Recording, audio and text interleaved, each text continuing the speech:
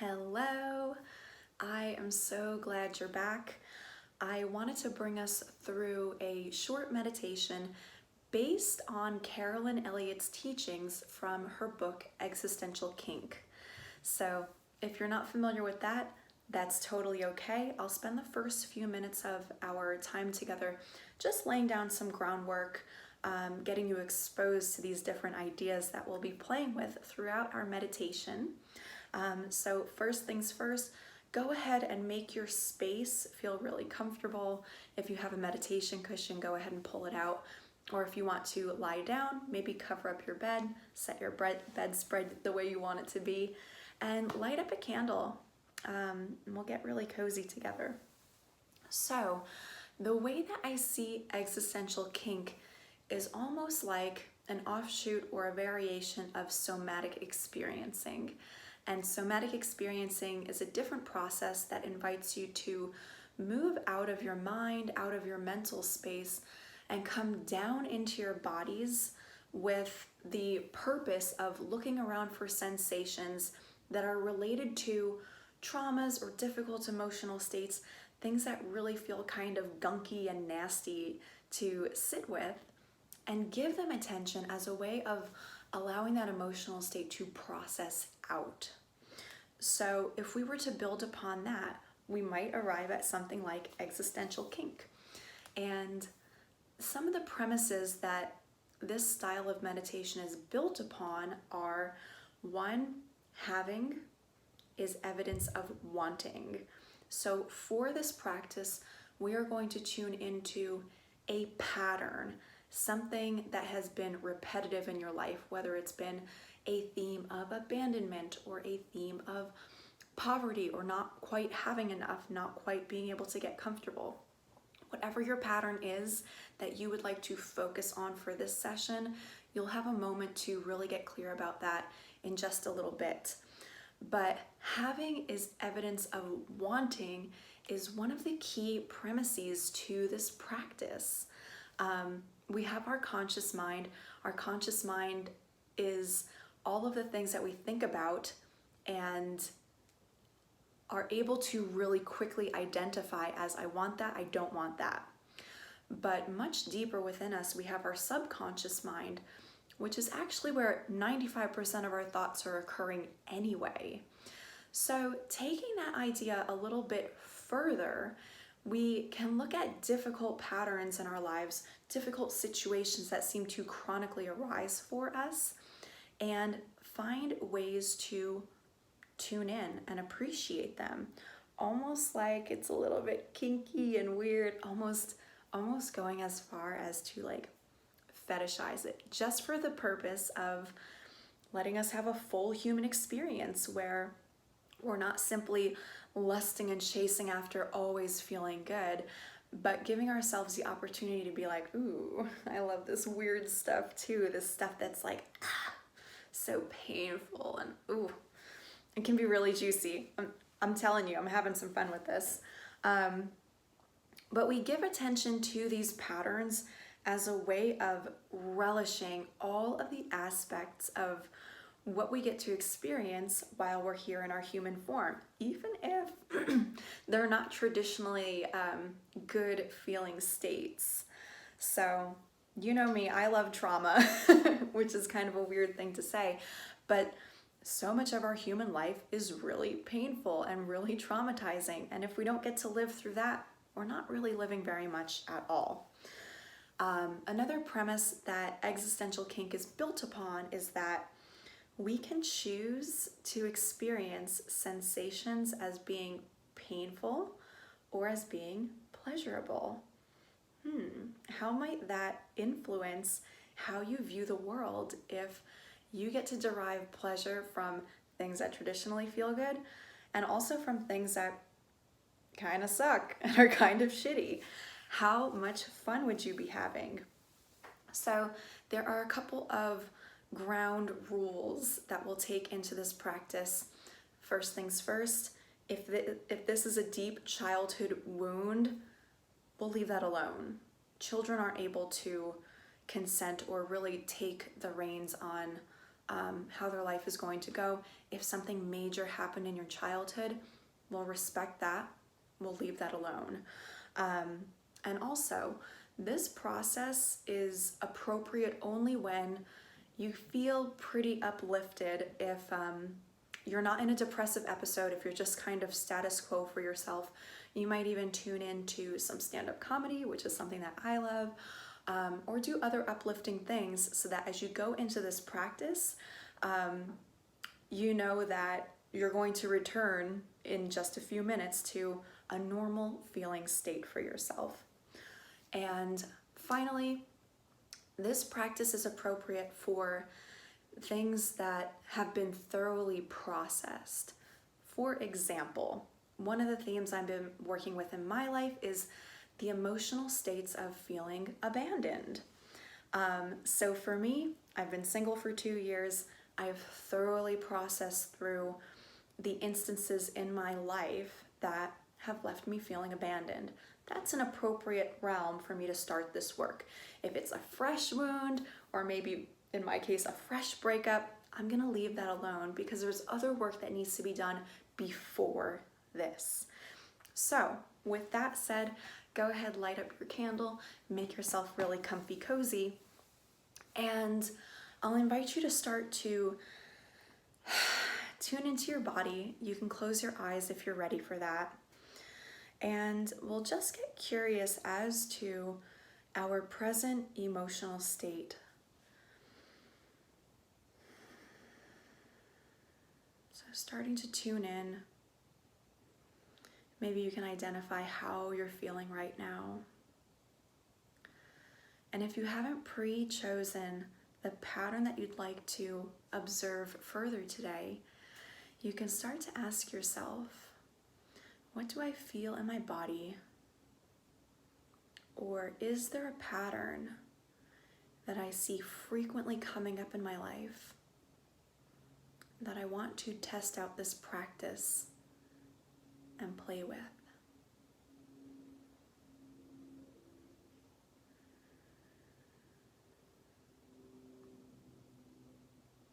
And so as you find that pattern, we'll continue to stay focused on the sensations that are moving around, that are arising in our bodies, as you fully tune into that.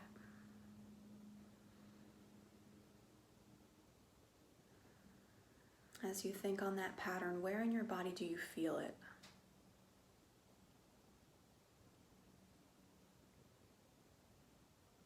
You might look around for tension or tightness.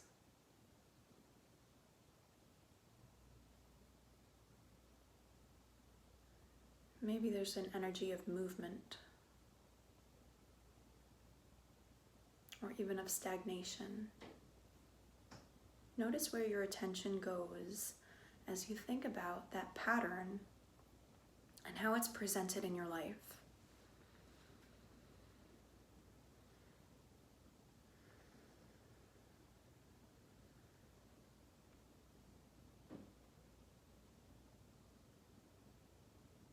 And so as you start to locate that pattern as it's been held in your body, well, become more curious to it. Maybe you're even able to take a look and see how broadly it expands in your body. Maybe staying curious to see if it has a color.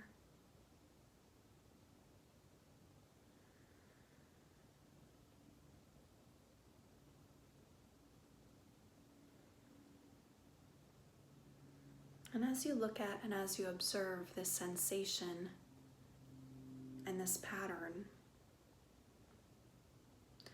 allow yourself to experience the diversity of the emotional states that you associate with this pattern.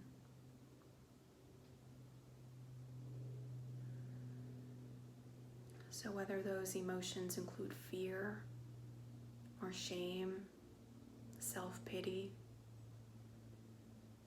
letting all of those emotional states arise within you as if you were taking a roll call.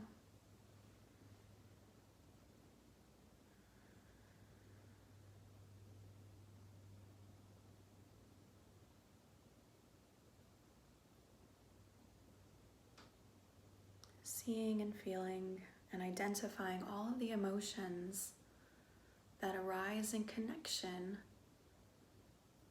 to this pattern or to this chronic situation.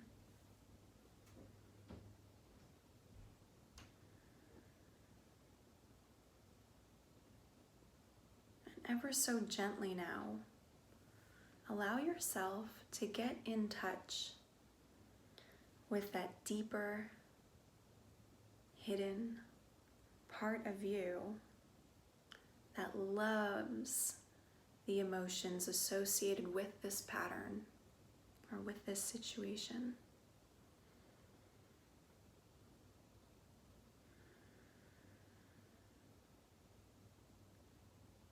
Finding the part of you that secretly loves this undesired situation.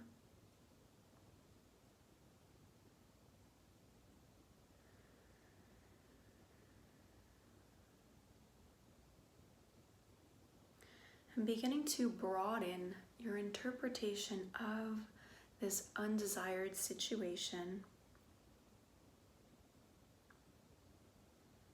And you might try out a few of the following phrases. I am willing to stop pretending that I don't enjoy this pattern immensely.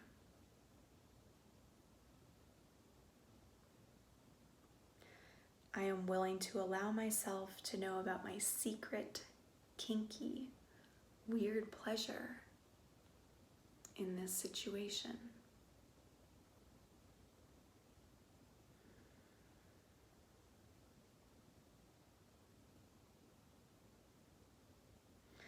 And it's okay for me to feel this forbidden, wicked enjoyment of this pattern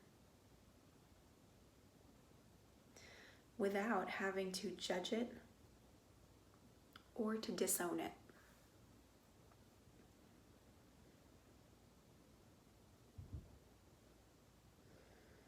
And taking a moment to play with those phrases.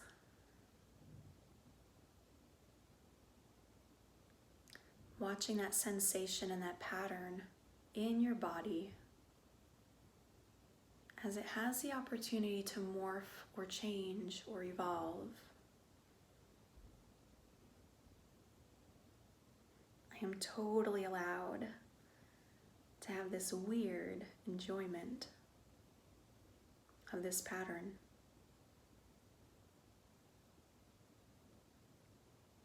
No need to shame it, regret it, or deny that it's there.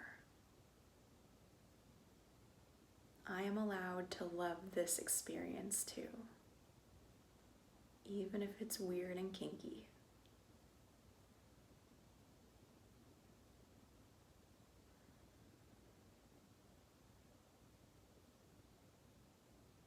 I am allowed to want exactly what I want, even if it's bad or wrong or destructive.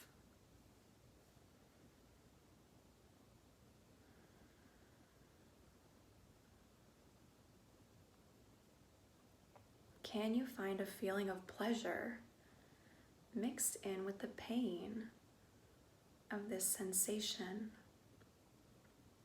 of this pattern and the sensations that arise in your body? In what ways are they kinky or delightful?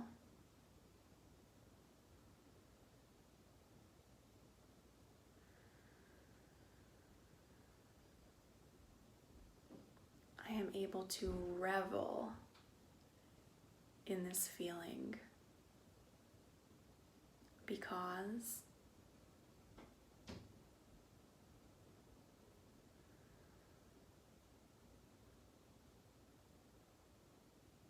I admit that I adore this feeling.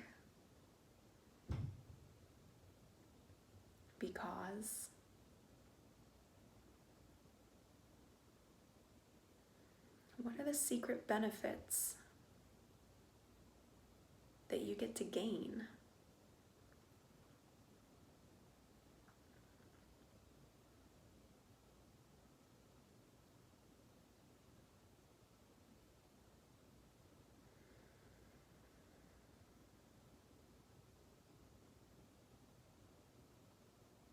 We'll begin to shift and get on the side of our shadow, that darker, hidden, maybe kinkier or more exciting part of yourself. And we choose to consciously receive and to experience gratitude or excitement for this situation or for this pattern. This unconscious enjoyment matters just as much as any other enjoyment in my life.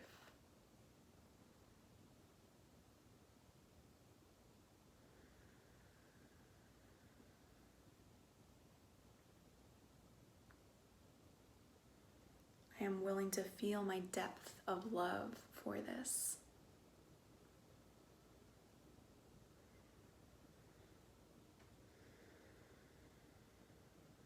I honor this desire, strange and kinky as it might be. I respect it, and I'm allowed to enjoy this too. I'm a whole person.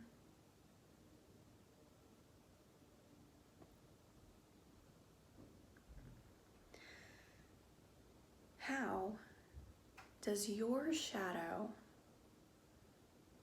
and these hidden, kinkier parts of you build upon and add depth to your character?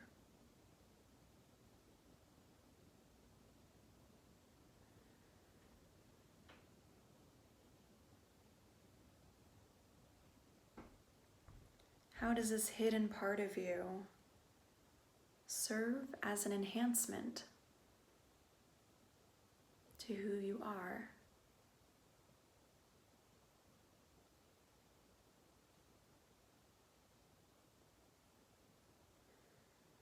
And in what ways does your shadow side intrigue you?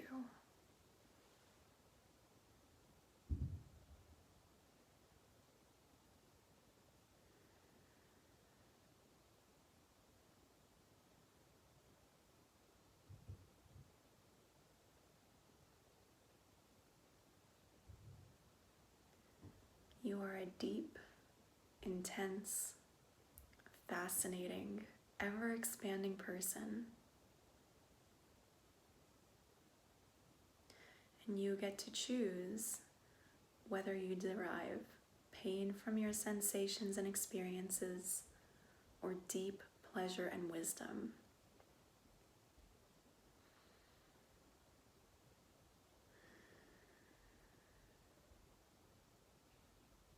And as you offer some final gratitude, final acceptance for this deeper, shadowy, hidden part of yourself, we'll start to let go of our attention to that sensation, to that pattern that we've been focusing on in the body.